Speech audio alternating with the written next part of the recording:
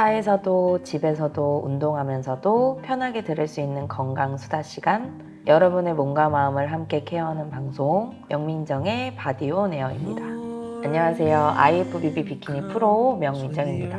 이 방송은 운동, 식단, 건강, 그리고 우리의 일상까지 조금 더 솔직하고 편하게 이야기해보는 시간입니다. 오늘은 지난 1화에 이어서 조금 더 현실적인 주제로 들어가 보려고 합니다. 바로 여성 식단 그리고 다이어트 이야기입니다.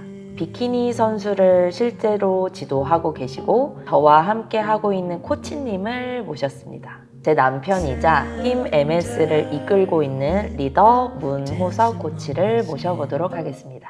안녕하세요. 안녕하세요. 반갑습니다. 반갑습니다. 자기소개 한번 부탁드릴게요. 네, 안녕하세요. 저는 팀 MS 여성 선수를 양성하고 있는 헤드코치 문호석이라고 합니다. 오늘은 솔직하게 이야기를 좀 나눠보고 싶은데 여성분들이 많이 궁금해하지만 잘못 알고 있는 부분들이 사실은 많잖아요. 그렇죠. 저희가 뭐 운동, 식단, 뭐 이런 다이어트에 있어서 그런 부분들을 좀 솔직하게 이야기를 해보고 싶어서 코치님을 한번 모셨습니다. 네. 우리 여성분들이 다이어트에 굉장히 관심이 많잖아요. 근데 이때 여성분들이 나 이제 다이어트 시작할 거야 라고 말을 하고 가장 많이 하는 실수는 뭐라고 생각하세요? 보통 작심삼일이라고 하잖아요. 맞죠. 초반에는 하고자 하는 의욕이 가장 높을 때니까. 근데 그게 꾸준히 되지 않는다는 거, 그게 가장 현실적인 부분이라고 생각을 하고 아예 안 한다가 아니라 하더라도 내가 계획했던 이 부분이 쉽게 무너지는 거. 식단도 너무 좋은 식단들 많잖아요. 요즘에 챗GPT도 있고 유튜브도 있고 어떤 식단이라도 정말 꾸준히 해주기만 하면 되는데 3일 이상은 가야지 된다고 생각을 하죠. 근데 저도 마찬가지지만 코치님도 많이 보셨잖아요. 네네. 너무 많은 정보가 쏟아져 나오고 있고 정보를 제공하는 사람의 입장에서는 전문적인 정보, 최상위의 정보를 제공해야 된다라고 생각을 하다 보니까 너무 고급자의 스킬, 너무 이제 어려운 정보들이 우리가 많이 접하잖아요. 네. 근데 다이어트를 해보지 않은 초심자분들, 여성분들이 그런 정보를 가지고 나한테 대입을 해봤을 때 그래서 어려워서 저는 포기하지 않나 싶거든요. 맞아요. 저는 일단 여성 선수를 양성하는 입장에서 초심자도 오고 대회 경력이 많았던 선수들도 찾아오는데 그분들한테 똑같은 식단, 똑같은 유산소, 똑같은 운동을 제공하진 않아요. 기준값이 처음에 다르고 그러다 보면은 개별성에 맞는 프로그램을 주어져야 되는데 코치들 입장에서도 평균값의 포맷은 있대. 그거를 잘 배분할 수 있게끔 공부도 많이 해야 되고 당사자들이랑 이렇게 얘기도 많이 해야 되고 소통도 많이 해야 되는 부분인 것 같아요. 코치님은 그냥 일반 트레이너가 아니라 네. 여성에 국한된 여성들을 위한 다이어트를 많이 진행을 하고 계시잖아요. 네, 맞아요. 정말 다이어트를 잘하는 선수도 있을 거고 어려워하는 선수도 있을 거고 잘하다가 무너지는 선수도 있을 거고 맞아요. 이런 케이스들을 정말 많이 그렇죠. 보셨잖아요. 맞죠. 그럼 코치님은 대략 몇 명의 여성분들을 무대에 올리시거나 다이어트를 시켜보셨을까요? 저 같은 경우에는 트레이너 분들을 알려드리는 트레이너라고 생각하시면 좀 편하실 것 같아요. 그래서 일반인들 기준값보다 좀 높은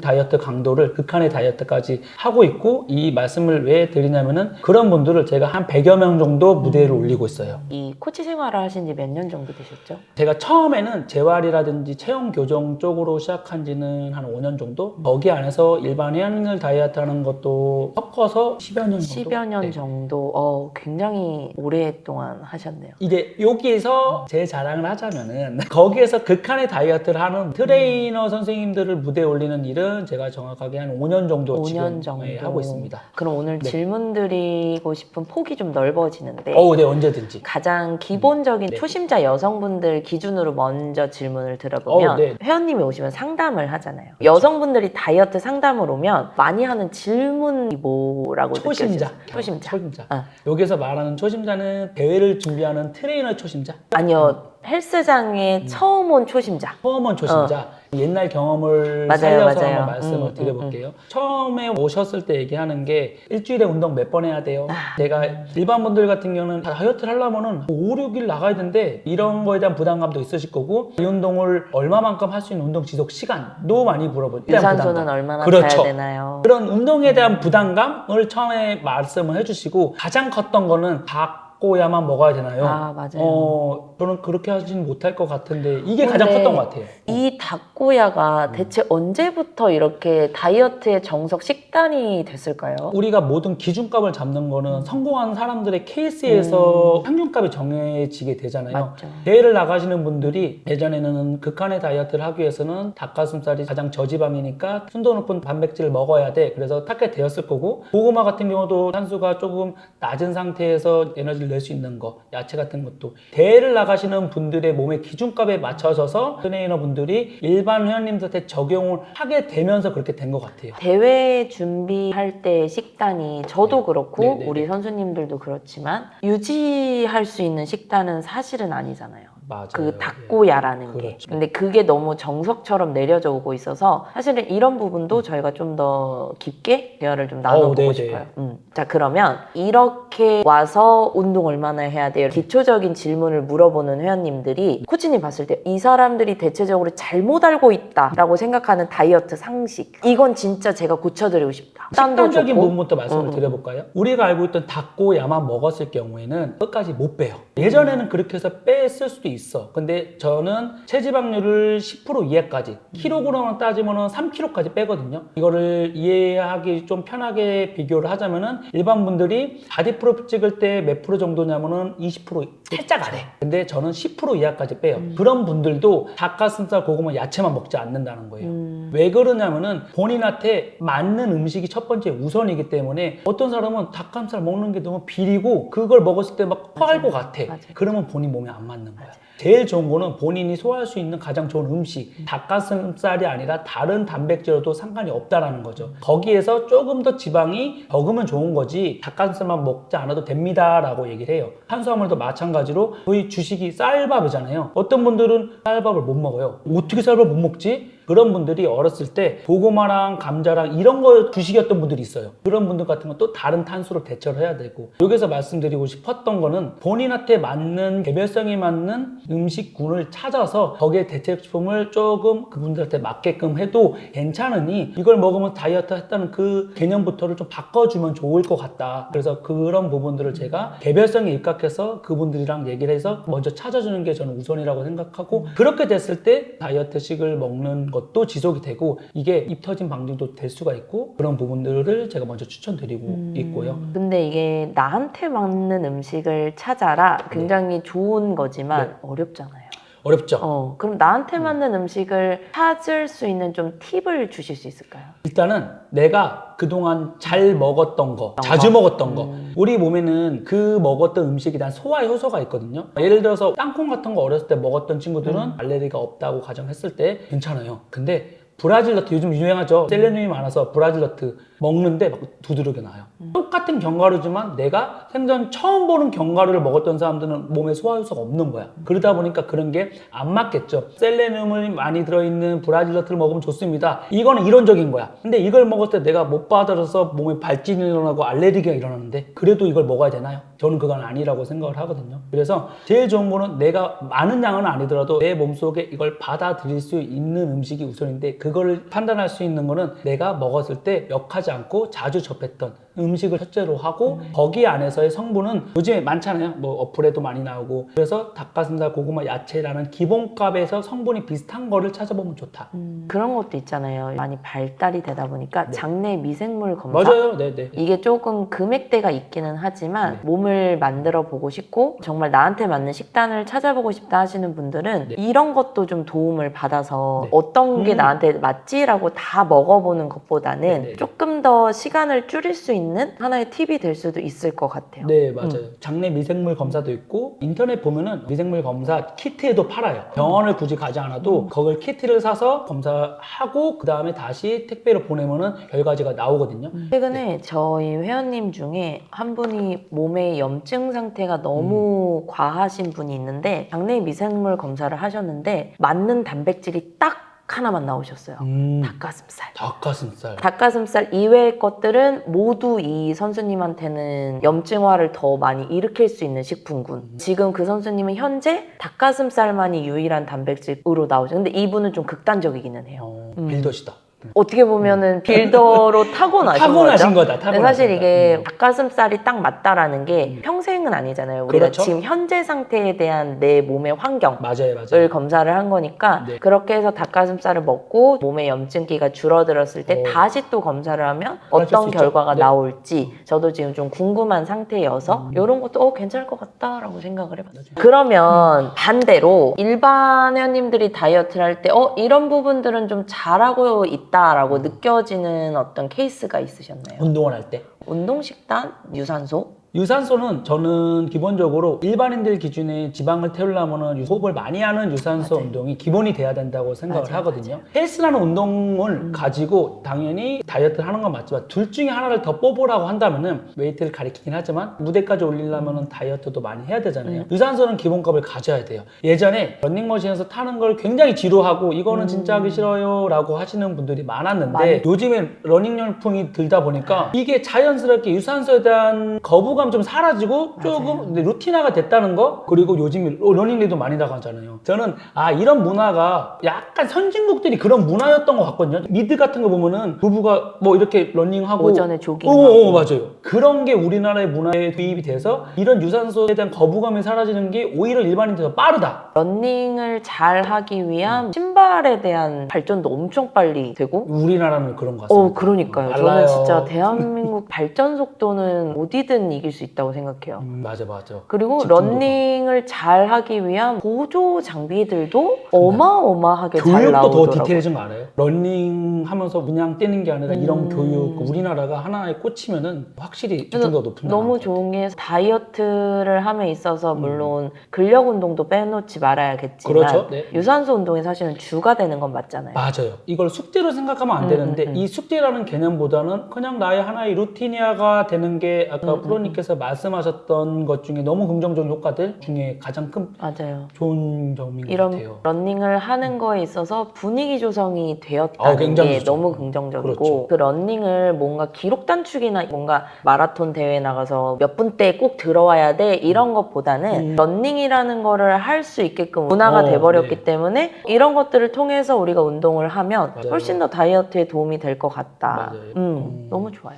그러면 이런 여성분들이 하다가 다이어트에 실패하는 가장 큰 원인은 뭐라고 생각하세요? 나의 의지가 부족해서 실패를 하는 걸까요? 아니면 방법이 잘못된 걸까요? 두 가지죠. 두 가지 다. 다죠. 일단은 의지가 부족한 게 크겠죠. 저는 가장 중요한 거는 모든 목표에는 자기 의지가 기본이 돼야 된다고 생각하는데 그럼에도 불구하고 안 되시는 분들이 있다는 거는 그거에 대한 구조 변화가 좀 있어야 된다. 그래서 처음에 의지적인 부분을 제외하고 얘기를 하면은 이거는 제가 우리 아이들한테 얘기를 하는 건데 빨리 다이어트를 하고 싶어. 그래서 유산소를 더 많이 해. 웨이트도 많이 해. 식단도 갑자기 줄여. 막 불이 타올라. 맞아. 그러면은 너무 당연한 공식이죠. 섭취 칼로리를 낮추고 소비 칼로리를 올리면은 빠져야 되잖아요. 어느 정도는 빠지는데 이 개념의 상위 단체를 꼭 얘기를 해주는 게 제가 자칭 만든 말이에요. 내 몸이 기아 상태로 간다는 이런 이론적 말인데 저는 그걸 다른 말로 생존 모드라고 얘기를 하거든요. 그분이 의지가 약해서 그런 게 아니라 항상성이라는 거 아시죠? 예를 들어 내가 추워. 그러면 내 추위를 막기 위해서 닭살을 돋게 해서 땀샘을 막아서 내 체온을 유지한다든지 이런 내 몸을 살리기 위한 항상성이 일어나는 거잖아요. 똑같아요. 내가 급격하게 식단을 줄였어. 너무 많이 달려가고 내 몸에 다리가 부어있는 상태에서 또 달려. 그럼 염증화가 돼. 웨이트도 너무 많이 해서 몸이 계속 염증화를 더 악화시켜. 내 몸을 살리기 위한 생존 모드에 들어갈 수밖에 없는 구조가 되겠죠. 그러면 이건 의지가 약해서 되는 게 아니라 내 몸속에서는 내가 에너지를 뽑을 때가 아니라 내 몸을 지켜야 되겠구나. 그러면 대사가 다 느려지게 되고 대사가 느려지면 지방이 덜 타겠죠. 그리고 지방 역시도 빼려고 하는 게 아니라 저장시키려는 몸의 구조로 바뀐다는 거죠. 그래서 제가 첫 번째로는 의지가 약해서 그런 게 아니라 지금 몸이 생존 모드로 들어갔다. 이거를 상위 개념으로 두고 절대로 섭취 칼로리를 낮추고 소비 칼로리를 올린다고 해서 되는 그런 건 아니라고 얘기를 하거든요. 그래서 이런 부분에서 저희가 아이들한테 정확하게 인지를 시켜주면은 일단은 내가 먹는 것 때문에 그런지 잠을 못 자서 회복을 못 하는 건지 아니면 운동 강도가 너무 높은 건지 이거에 대한 요소를 정확하게 파악을 하고 그거부터 하나씩 없애면은 내 몸은 자연스럽게 오히려 쉴 때 음식을 조금 더 늘렸을 때 아니면 운동을 운동을 조금 편안하게 했을 때, 잠을 많이 잤을 때 이때 내 몸은 성장 모드로 바뀌게 돼. 근육은 올라가는 환경이 될 거고, 이 개념을 제가 처음에 짚어주고 가는 부분. 그래서 프로님 말씀하신 것처럼 의지가 약해서는 그런 것도 있지만 그게 아니라고 하면은 현재 내 몸의 상태가 어떤지를 파악해 보는 것도 좋은 방법 중에 하나인 것 같아요. 흔히 우리가 알고 있는 다이어트 할 때 그 공식들 있잖아요. 그 맞아요. 공식도 맞고 맞아요. 그리고 우리가 다이어트 초반 시작할 때 의지도 있는 상태에서 맞아요. 방법도 잘못된 게 아니고 그렇죠. 의지도 충분한 상태에서 하지만 다이어트가 안 되는 이유가 생존 모드다. 그렇죠. 이거는 어떠한 사람들한테 얘기를 해도 저는 진짜 열심히 했는데도 안 되고 그럴 때 그런 것도 있잖아요. 있었어. 남자친구랑 헤어져서 너무 속상한 거야. 심리적으로 그게 너무 압박감이 세다 보니까 생리불순도 생기고 그러다가 생리도 끊기고 근데 본인은 해야 돼. 그러면서 안 빠지는 친구들. 이거는 정신적으로 불안했을 경우. 그러면은 저희가 생존 모드라고 크게 말을 하긴 하지만 생존 모드에 들어갔을 때 보여지는 어떤 확인할 수 있을 만한 뭔가 표시 있을까요? 그런 부분을 제가 생체 반응이라고 얘기를 하거든요. 일단은 몸에 수분감이 굉장히 많아져요. 부종이 많아져요. 부종을 간단하게 설명을 드리면은 우리 몸에 염증이 생기면 우리가 항생제 먹잖아요. 항생제의 역할이 그 염증을 빼기 위해서 몸에 수분감을 높여서 그걸 없애는 과정이거든요. 그러면은 내가 몸에 스트레스를 많이 받게 되면 염증화가 돼. 그러면은 그 상태에서 그 몸은 항상성으로 내 몸의 수분감, 염증을 좀 묽게 묽게 만들기 만들려고. 위해서. 그리고 피로감이 굉장히 많이 쌓이죠. 그리고 삶의 의욕이 떨어지죠. 그냥 정말로 딱 생각해봤을 때 내가 모든 게 하기 싫어. 다 부정적이야. 심리적으로라도. 그러면은 저는 그게 생존 모드에 빠졌다고 얘기를 하거든요. 너무 행복해. 몸도 부어있는 느낌도 없어. 그 다음에 아침에 일어났을 때도 뭔가 상쾌해. 내가 운동할 때도 뭔가 이게 자극이 좋아. 그런 모드는 성장 모드라고 얘기를 하거든요. 그래서 첫 번째로는 프로님도 다이어트 하시잖아요. 하죠. 네. 그때 내가 왜 이렇게 안 빠져라고 잘 하고 계신다면은 이건 의지의 문제가 아니라 내가 지금 생존 모드인가? 뭐 어떤 부분의 생존 모드인지를 한번 생각해 보시면은 그 부분의 요소만 해결이 되면 몸은 또 자연스럽게 빠질 수 있다라고 자신 있게 얘기하고 그런 걸 바탕으로 제가 우리 아이들이랑 얘기했었을 때 아이들이 그렇게 하면서 잠을 많이 자서 살 빠지는 케이스도 있고요. 운동을 아예 웨이트를 일주일 쉬어. 그러면 살이 빠진 친구도 있어. 그래서 그런 반응들을 보면서 그거를 강약 조절을 할 때 저는 오히려 다이어트가 더 성공적일 수 있다라고. 그럼 이거 실전 경험. 예를 정말로. 들어 네. 제가 운동도 엄청 열심히 하고 맞아요. 식단도 잘 지키고 네. 그리고 의지도 활활 타올라서 열심히 다이어트를 하지만 네. 정체기가 왔을 때는 생존 모드다라고 생각을 하고 제 패턴들을 체킹을 그렇죠. 해봐야 네네네네. 되겠네요. 이 생존 모드를 벗어나는 방법도 사람마다 다 다를 다르죠. 수 있겠네요. 하나 예를 들면은 그러면은 나는 그동안 생존 모드에 빠져 있었으니까 이제 우리 친구들이 일반화의 오류에 빠지는 생존 모드 나는 탄수를 더 먹어야겠네. 근데 그 친구가 생존 모드에 빠졌던 게 식단을 많이 안 먹어서 그런 게 아니라 잠을 많이 못 자서 그랬던 친구가 있을 거예요. 근데 그거에 대한 요소는 해결하지 못하고 이거를 식단으로 바꿔서 더 많이 먹으면은 잠은 못 자고 있고 섭취 칼로리는 더 많이 올라가고 안 빠지겠죠. 다른 하나 예를 들면은 우리가 보통 치팅 리피드라고 하잖아요. 정말로 극한의 다이어트가 하면서 영양이 부족해서 내 몸이 생존 모드에 빠질 수 있어. 그런 친구한테는 약간 영양분이 좀 있는 상태에서의 칼로리를 넣어주면은 내가 몸에 대사가 돌기 시작하면서 빠지는 케이스. 이거를 저는 올바른 치팅과 올바른 리피드라고 얘기를 하거든요. 이런 케이스를 얘기를 하는 거예요. 이게 약간 본인의 합리화로 인해서 나의 생존 모드를 안 돼, 합리화시켜서 안 돼, 안 돼. 오늘은 먹어야 되겠다. 그러면 안 되거든요. 이렇게 좀 하지 말아줬으면 좋겠다. 그거를 찾아주는 게 이제 저의 역할이고. 맞죠. 저도 대부분 이렇게 편님들의 케이스를 봤을 때 저희가 좀 바쁘다 바빠 사회잖아요. 네. 너무 바쁘고 일도 너무 많고 맞아요. 사실은 휴식 시간이 부족하고 맞아요. 그 상태에서 스트레스를 지속적으로 받다 보니까 네. 이게 누적되면서 어느 순간 내 몸이 생존 모드로 들어가 있더라고요. 맞아요. 네. 근데 그런 것들을 해소하지 않은 상태에서 다이어트를 또 해야 돼. 그러니까 또 운동도 해야 돼. 유산소도 해야 그치. 돼. 먹는 것도 줄여야 맞아. 돼. 내가 되면 네. 몸은 점점 더 극한의 생존 모드로 들어갈 수밖에 없고 그거를 인지하지 못한 상태에서 계속 몸을 괴롭히시다 보면 결국 또 염증화 반응이 생기고 그런 걸로 또 다이어트가 안 되고 이런 악순환들을 너무 많이 봤어요.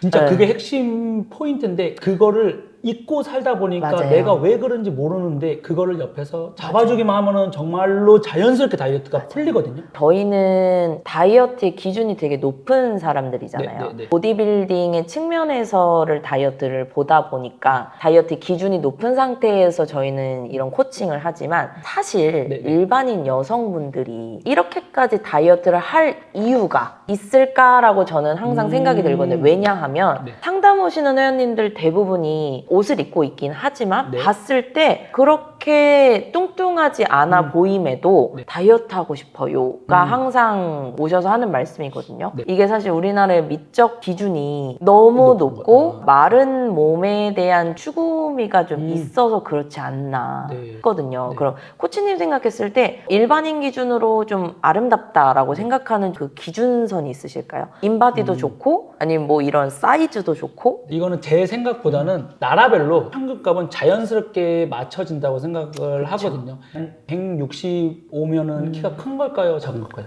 지금 현재는 평균 키가 커진 것 같아서 그쵸. 적당한 키다라고 느껴져요. 대한민국에서 말하는 다이어트의 기준은 피트니스 대회 나간 선수들 기준으로 보다 보니까 그거에 대한 평균값이 우리나라가 높아졌다고 생각을 하거든요. 그래서 제 기준에 어떤 게 더 마음에 든다. 저는 솔직히 대회 나갈 때 정도 다이어트 저는 별로 선호하는 몸은 아니에요. 제가 생각하는 기준은 체지방률을 따질 때는 20% 정도. 20%도 근데 사실 어렵죠. 근데 제 기준에서는 대회를 나가시는 분이시니까 거기에서 그 정도가 됐을 때는 너무 아름답다고 느껴지는 거고 제 기준은 선수를 가리키다 보니까 거기 기준에 맞춰 있는 거고 일반인들 분 같은 경우는 괜찮다라고 하는 게 20에서 25% 사이인 것 같긴 해요. 25% 체지방률로 사이 따지면. 정도. 저는 바라건대 미적 기준이 조금은 낮아졌으면 좋겠어요. 이 외관적인 미적 기준보다는 내가 살아가는 데 있어서 활력이 있고 에너지틱하고 내 삶을 행복하게 즐길 수 있을 정도의 체지방량과 맛있는 음식을 즐길 수 있을 정도의 저희 나라 너무 맛있는 거 많잖아요. 제가 그 기준 알려드릴까요? 하루 종일 막 탄수, 막 케이크 이런 거 먹지 않고 내가 하루 정도는 먹고 운동을 하고 세 끼 다 먹고 간식 정도 먹고 운동은 일주일에 한 두세 번 정도 하고 그러면은 한 25%는 유지할 수 있다. 근데 그 정도의 노력을 하지 않고 내가 야식도 먹고 운동은 일주일에 한 번도 안 하고 이 상태에서 막 30%가 넘어가면서 미적의 기준이 내가 더 낮아졌으면 좋겠다라고 하는 거는 이거 도둑놈 아닌가요? 도둑놈 아닌가? 맞죠. 저는 본인이 최소한의 노력을 한 상태의 미적인 기준이 맞춰져야지 그거를 본인이 하지 않고 사람들의 시선은 뚱뚱한 사람들로만 바라고 얘기하는 거는 그쵸. 그러면 여성 다이어트에서 식단이 차지하는 비중은 어느 정도라고 생각하세요? 80% 이상이죠. 운동을 잘하면서도 식단을 지켜야 되고 운동을 만약에 안 할 거면 식단을 더 지켜야 되고 식단이라도 그렇죠. 지켜야 한다. 저는 80% 이상이라고 생각을 해요. 다이어트를 하는 사람이 식단을 지키는 거야 라고 말을 하지만 식단이라는 거는 저는 건강한 식사라고 생각을 맞아요. 하거든요. 네. 일반 여성분들이 다이어트 할 때 생각하는 식단은 적게 먹고 저염으로 먹고 이런 닭가슴살만 먹고 이렇게 생각하는데 저희가 이제 이렇게 건강한 식사를 이어오면서 느낀 거는 제철식 재료 그리고 조리 방식 그리고 양 조절만 통해서도 내가 얼마든지 맛있는 음식들을 먹을 수가 있다를 저희가 요즘 느끼고 있잖아요. 그렇죠. 제가 해드리고 있으니까. 네. 이 식단이라는 거를 너무 국한된 음식 그 안에서 뭔가 맛없게 먹는 걸 식단이라고 생각하지 않고 네. 조금 더 다양한 식품들을 가지고 사 먹는 것도 식단으로 먹을 수 있잖아요. 먹을 수 있죠. 예를 들어 저희가 외식을 해요. 그러면 식단으로 먹을 수 있는 거 뭐 있을까요? 이번에 기준값이 좀 바뀐 거를 먼저 말씀을 드리면은 예전에는 지방을 무조건 먹지 말라라고 맞아요. 했잖아요. 이거는 뭐 제가 해보니까 저는 여성 선수들에게 지방을 충분히 먹이거든요. 우리가 먹었던 지방, 건강한 지방들, 뭐 불포화 지방. 저는 그 전부터 버터라든지 포화 지방이 우리 몸속에서 어느 정도 있어야 된다라고 얘기를 했었고 그거에 대한 공부도 많이 해봤고 근데 요즘에 미국 FDA에서 포화 지방 10% 이내까지는 괜찮고 그래서 좋은 지방에 포화 지방 그리고 콜레스테롤이 많은 것도 포함이 됐어요. 우리가 알고 먹는 식단, 다이어트를 하기 위한 식단만이 아니라 적당한 지방이 있는 상태 20%에서 25% 정도 그때 몸도 되게 잘 만들어지고 여성분들 같은 경우에는 체지방 자체가 우리가 생리를 할 때 에스트로겐을 분비한 내분비 기관이기도 하지만 적절하게 있어줘야 되거든요. 지방 중요하죠. 지방 중요하죠. 그런 거에 대한 좋은 정보들을 취합을 해갖고 자기가 만들어 먹을 수 있는 식단 아니면 외부에서 먹어도 이런 정도까지가 괜찮다. 그런 원물 형태의 지방 있는 것도 괜찮다고 얘기를 하거든요. 그래서 저는 족발도 괜찮다고 얘기를 해요. 족발. 너무 족발도 괜찮죠. 왜냐면 족발은 삶아서 지방을 10% 이내까지 줄였다고 생각을 하거든요. 그럼 10%라는 거는 네. 제 앞에 어. 고기가 있어요. 네. 고기가 이렇게 100g이 있으면 거기서 한 10g 정도가 지방 그렇죠. 비율이라고 생각해도 네. 될까요? 그럼 그러면- 삼겹살은 안 너무 되겠네요. 좋죠. 삼겹살 너무 괜찮나요? 좋죠. 근데 좋은데 어떤 삼겹살이냐? 피하 지방이 많은 삼겹살이냐, 적은 삼겹살에 따라서 조금 구분해 주면 그러니까 좋고. 빨간색이 더 많은 그렇죠, 삼겹살이냐, 그렇죠. 하얀색이 더 많은 삼겹살이냐. 저는 그래서 그런 목살은 걸로. 먹어도 된다고 얘기를 해요. 이런 식으로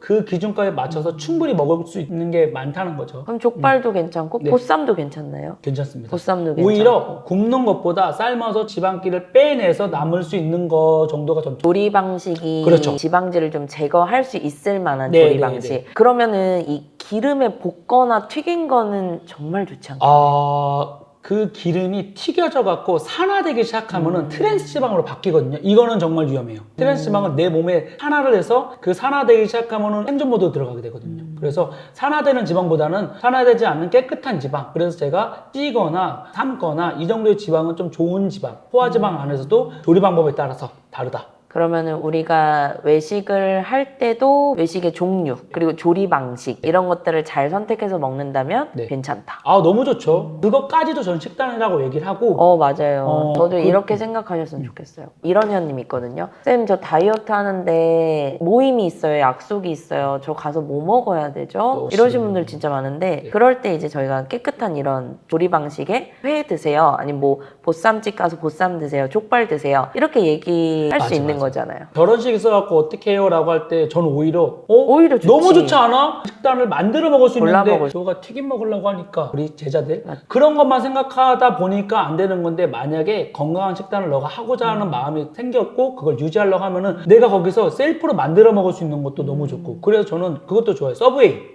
서브웨이도 충분히 식단처럼 먹을 수 있거든요. 맞죠. 양질의 야채가 있고 그다음에 고기가 있고 저는 밖에서 먹는 것도 충분히 식단화를 시킬 수 있다라고 생각을 하고 맞아요. 아이들한테 그렇게 먹으라고 해요. 이게 아는 만큼 내가 더 지혜롭게 할 수 있는 것 네. 같아요. 무조건 밖에서 먹는 음식은 내가 못 먹는 음식이라고 하면 이게 계속 스트레스가 되고 맞아요. 못 먹는다고 생각하니까 더 먹고 싶고 그러면서 더 욕구 충족이 안 되면서 맞아요. 나중에는 거의 터져버리잖아요. 제일 좋은 식단 뭔지 아세요? 뭘까요? 김밥입니다. 김밥. 저희 탄수화물이라고 기피하지 않나요? 근데 여성분들? 요즘에 김밥도 종류가 많잖아요. 키토 김밥 같은 것도 너무 좋고 어쩔 수 없이 바깥에서 먹어야 된다라고 하면은 키토 김밥도 우리가 좋은 김밥이 될 수도 있고 포케 같은 거는 너무 좋죠. 너무 잘 나오더라고요. 포케도 좋고 그런 거 있잖아요. 비빔밥도 생각하면 되게 좋은 식단이에요. 근데 맞아요. 어떻게 비빔밥이 식단이 되지? 양질의 야채, 그다음에 원물 형태의 탄수. 거기서 조심해야 될 거는 단 게 들어가지 않는 정도. 생각해 보면은 다 식단화가 되시는데 이런 걸 먹고 내가 왜 살이 쪘을까? 다른 걸 생각해 보자는 거죠. 뭘 먹었을까? 다 먹고 나서 맞아요. 그런- 식후에 먹는 추가 열량 그것도 좀 조심하셔야 되고 식단을 할 수 있는 거에 대해서 한 번은 생각을 해보고 그게 오래 걸리진 않거든요. 내가 나는 무조건 도시락 싸야 돼, 닭가슴 삶아야 돼, 뭐 해야 돼 이렇게 안 해도 충분히 식단화가 될 수가 있다는 거죠. 그리고 우리 여성분들이 많이 하는 생각이에요. 여자는 탄수화물을 줄이면 무조건 살이 빠지나요? 아닙니다. 탄수화물은 굉장히 우리한테 필요한 에너지원이죠. 너무 좋죠. 우리가 나중에 지방이 타는 관계 속에 보면 여러 가지 과정들 있잖아요. 거기 과정에서 마지막에 탄수를 써요. 근데 그 타이밍에 어떤 탄수를 먹고 어떻게 해야지 탄수도 내가 몸의 대사를 돌리는 에너지원이 돼야 되는데 이게 없으면 대사를 돌릴 수 있는 에너지원이 안 되죠. 근데 맞아요. 우리가 말하는 탄수는 너무 빨리 흡수되는 탄수, 빵, 그래서 국수. 정제 탄수 그런 것들이 문제가 되는 거지. 충분히 내가 내 몸의 대사를 돌려줄 수 있는 탄수가 있다라고 하면은 다이어트에 더 도움된다라고 얘기를 하고 있습니다. 초반에 탄수화물을 줄이면 당연히 살이 빠지는 것처럼 보이잖아요. 그렇죠, 몸무게가 그렇죠. 줄어들고 그렇죠. 이렇게 저탄수 상태에서 오랫동안 다이어트가 지속이 되면 저희가 다시 돌아가면 생존 모드로 또 빠질 것이고 만능이 멋집니다. 몸의 성장 대사가 모드. 낮아지면서 생존 모드로 들어갈 것이고 탄수를 무조건 줄이는 거는 결과적으로는 좋지 않다. 좋지 않습니다. 점진적으로 줄이는 거는 좋은데 점진적으로 내 몸이 적응을 하고 이 정도 탄수에서 에너지를 쓸 수 있어. 이 정도 탄수에 쓸 수 있어. 점진적으로 내려주면은 충분히 그거를 가지고 내 몸을 돌릴 수가 있는데 갑작스럽게 내리기 시작하면 내 몸은 다시 생존 모드에 빠져서 항상성이 일어날 거고 에너지를 더 안 쓰려고 막 만들게 될 거고 원리는 간단해요. 근데 사실 일반 여성분들이 나는 대체 밥을 얼마나 먹어야 되지 되게 어려워하시잖아요. 네네네. 코치님이 한번 일반 여성분들한테 이 정도 키나 체급에 따라서 어느 정도 탄수 섭취는 괜찮은가라는 기준을 말씀해 주셔도 좋을 것 같아요. 예전에 회원님들 가르쳤던 게 오래전이라서 그러면 한번 키로 나눠서 얘기해 네네. 주셔도 좋을 것 같아요. 기준값을 먼저 말씀을 드릴게요. 이 선수들 같은 경우는 일주일에 4에서 5회로 운동을 꾸준히 하는 선수의 기준이에요. 활동량이 좀 많은 사람 기준으로. 네, 활동량이 많은 사람 기준으로 그 기준이 일주일에 4회에서 5회 정도 웨이트 1시간 하고 유산소는 한 30분 정도 타는 친구들.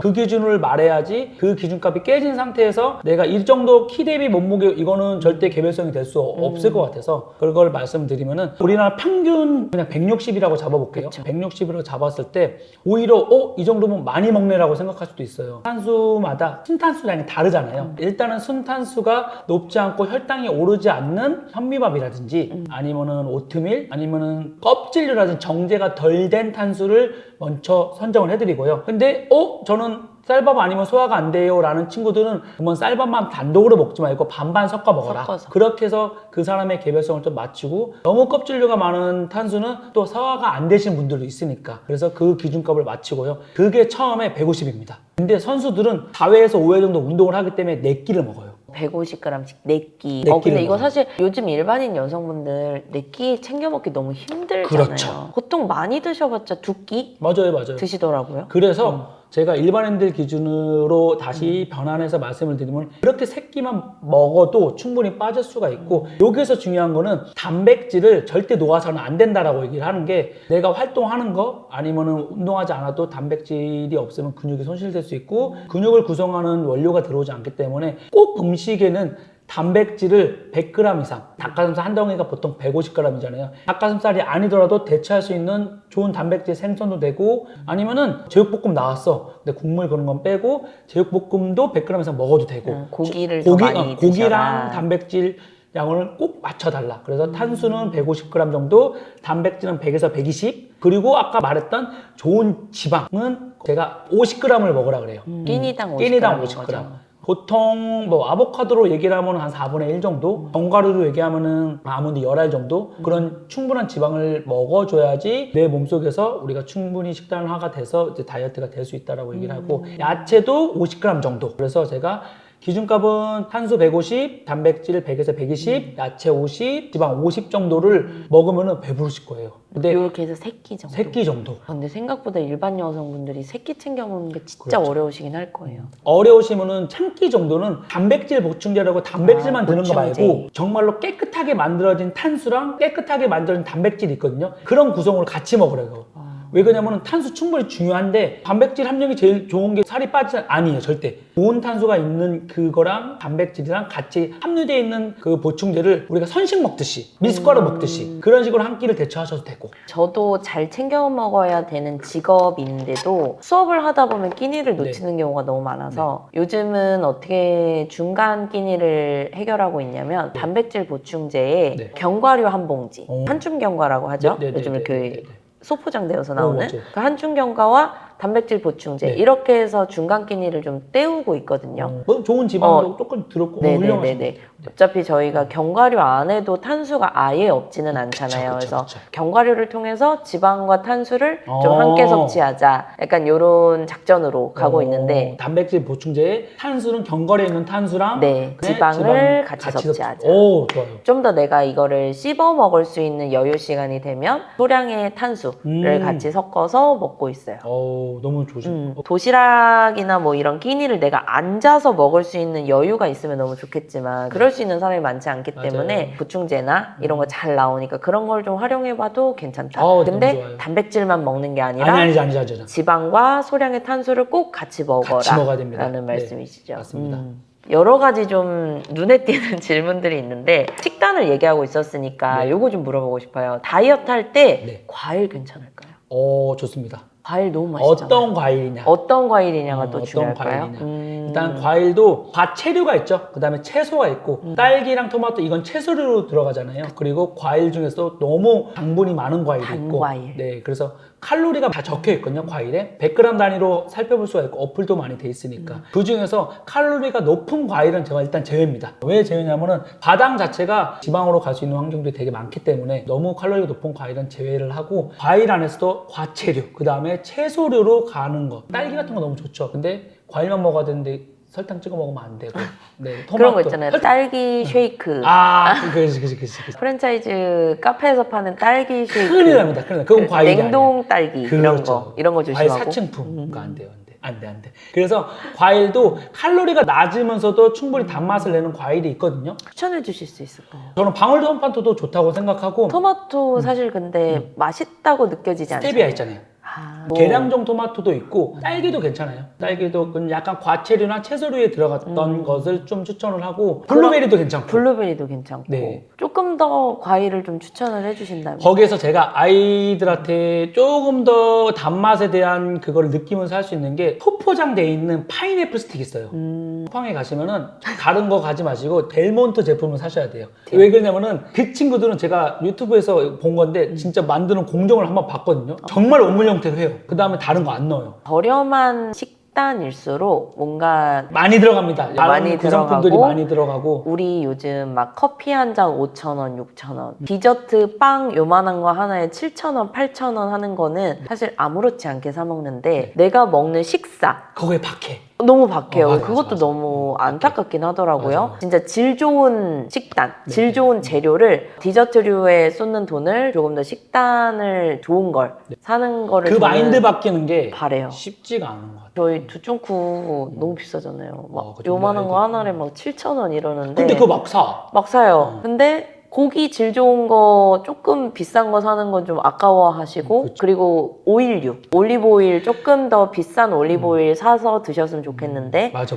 좀 저렴한 식용유, 콩기름 이런 거 드시는 것도 좀 맞아요. 아깝고. 근데 그 식단에 들어가는 것들이 뭐 한 끼 먹는 거 아니고, 뭐 오일이라든지 그런 과일 같은 거 좀 오래 두고 먹잖아요. 좋은 거 사셨으면 그래서 좋겠어요. 그런 부분은 저도 아까 추천해드렸던 거는, 단 과일 중에서는 파인애플 한 개씩 들어갔던 게 보통 100칼로리가 안 돼요.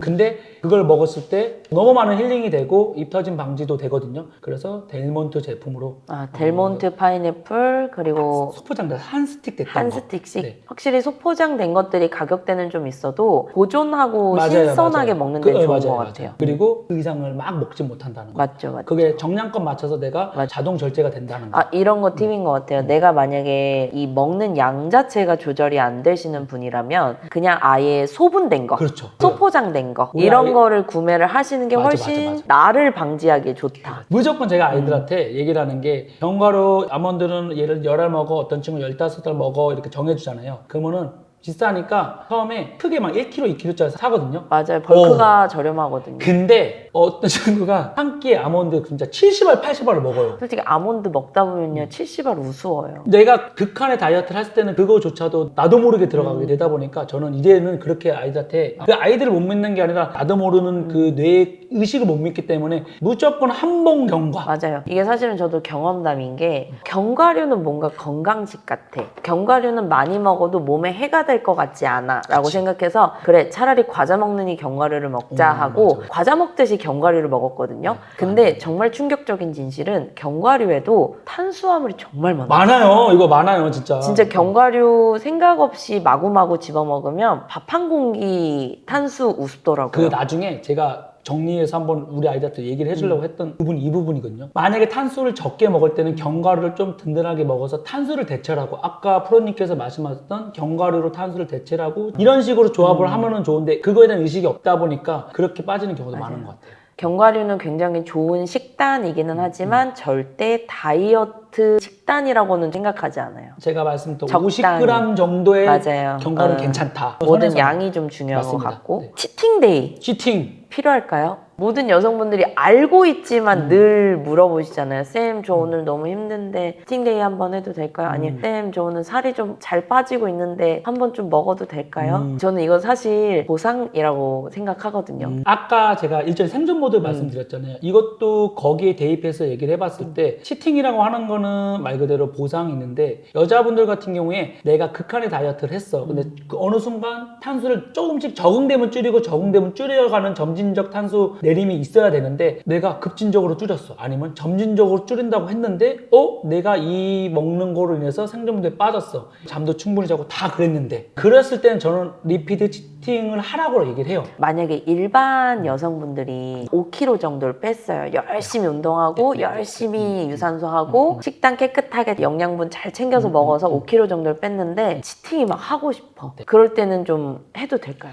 어떻게 치팅하냐가 중요할 것 같아요. 그쵸. 치팅이라고 하는 거는 맞아요. 우리가 보통 두 가지 생각을 갖는 것 같아요. 음식 양을 많이 먹는다. 아니면은 정크푸드라는데 트랜스지방까지 먹는 걸 치팅이라고 생각하시는 분도 있어요. 치팅의 개념을 일단 정해놔야 된다. 네, 치팅의 개념을 바디빌드 하시는 남자 트레이너 분들한테 배우셨던 분들은 주말에 햄버거랑 피자 한 번 막 먹어도 돼요. 그거를 치팅이라고 생각하시는 분도 있고 어떤 분들은 충분히 지금 먹던 탄수랑 단백질을 좀 더 양껏 드세요라고 하는 게 치팅 개념일 수도 있고 만약에 깨끗한 원물 형태를 치팅으로 생각하신다면 저는 그거는 추천을 드리고요. 피자라든지 햄버거를 먹을 때 대시는 분들도 있을 거야. 근데 여자 기준을 말씀을 드리면은 여성분들 같은 경우에 갑작스럽게 들어오는 그런 트랜스지방과 고열량, 그 다음에 고염 이런 것들이 내 몸의 혈당을 올리고 인슐린 분비를 너무 올려서 내가 인슐린 저항성이 빠질 수 있는 구조가 자주 반복이 된다고 하면은 생리도 불순이 될 거고 호르몬의 밸런스가 깨지게 되거든요. 남성이랑 조금 다른 접근 방식을 가져가면 좋을 것 같아요. 해도는 되는데 여성분들은 좀 이런 급작스러운 변화에 더 예민한 많이 예민하죠. 동물인 것 같아요. 맞아요. 구조 자체도 많이 예민한 것 같고 내가 다이어트를 하고 건강을 위해서 몸을 만드시는 분이라면 데이라는 개념을 안 가졌으면 좋겠고 만약에 내가 정말 먹고 싶은 것이 있으면 차라리 하루 중에 활동량이 많은 시간대 그냥 한 끼 정도는 먹는 식으로 해서 맞아요. 욕구를 해소하는 게 오히려 낫지 않을까. 치팅데이라고 해서 하루 종일 먹더라고요. 아, 그것도 위험하죠. 근데 이거는 약간 보상 심리가 더 큰 것 같아요. 치팅데이라는 말 자체가 나 오늘 먹을 거야. 맞아. 이거잖아요.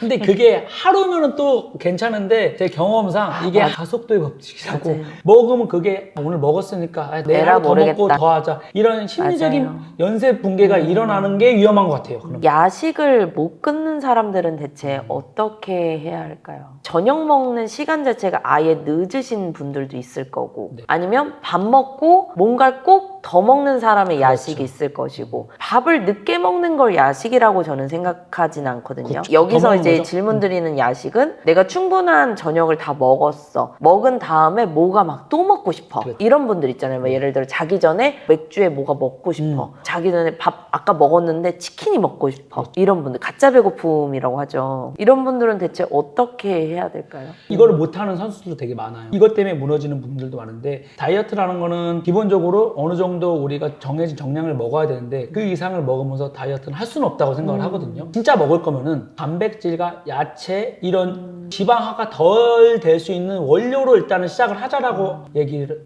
해요. 근데 그게 아니고 튀김, 아까 말했던 트랜스 지방 아니면은 지방으로 곧바로 전환되기 쉬웠던 탄수 이거를 야식으로 먹으면서 이거를 먹어도 된다라고 하는 거는 이거는 뺄 수가 없어요. 이건 학습된 거라고 생각이 맞아요. 들거든요. 네네. 내가 계속 밥 먹고 뭔가를 찾는 습관 때문에 계속 몸에서도 그 시간이 되면 그걸 원하게끔 우리가 맞아요. 자꾸 세팅이 되어버리잖아요. 그래서 이제 코치님이 말씀해주신 대로 차라리 야식을 못 끊을 거라면 조금 더 건강한 걸로 바꾸자. 지방이 전환될 수 없는 음식물로 바꾸면서 그렇게 노력해서 한 단계 한 단계씩 줄여줘. 야식을 줄여가자. 먹으면서 다이어트를 할 수 있다는 이건 절대 못해요. 저 같은 경우는 만약에 야식을 못 끊는 사람이다라고 하면은 아예 저녁 끼니를 늦게 드시는 것도 방법일 것 같아요. 정량으로만 따지면은 네네네. 네. 중간에 간식을 미리 먹고 조금 늦은 저녁 식사를 해서 그 식텀을 조금 늘리는 것도 방법일 것 같거든요. 그래도 늦은 저녁에 우리가 이제 지방으로 전환될 수 있는 음식은 좀 더 맞죠. 줄여줘. 피는 거는 무조건 식단에 중요하죠. 한해서. 마지막 질문 하나 드리고 싶은데 다이어트에 성공하는 사람들의 공통점 뭐라고 생각하세요? 다이어트를 해야 되는 확고한 목표가 있어요. 선수들은 대회를 나간다는 목표가 확고해지는 거고 어떤 분들은 결혼식이라는 확고한 목표가 있을 거고 어떤 분들은 바디 프로필이라는 확고한 목표가 있을 거고 다이어트를 할 때 제일 잘하시는 분들이 정확한 목표를 가지고 오셨던 분들인데 그게 없는 친구들은 흐지부지는 경우가 많았던 것 같아요. 그래서 다이어트를 할 때는 내 확고한 목표를 좀 더 구체적으로 전략으로 잡아보고 그런 것들이 세팅이 된 상태에서 시작할 때가 더 성공적이지 않을까. 그래서 어느 정도의 목표치를 잡아라. 네, 그래서 그 목표치를 내가 정말로 하고 싶은 걸 생각을 해보는 거야. 그랬을 때 성공률도 좋아지고 지속력도 좋아지는 것 같아요. 현실적인 조언 감사드립니다. 목표가 어떻게 되시죠? 저는 건강하게 예쁘게 늙어가는 게 목표입니다.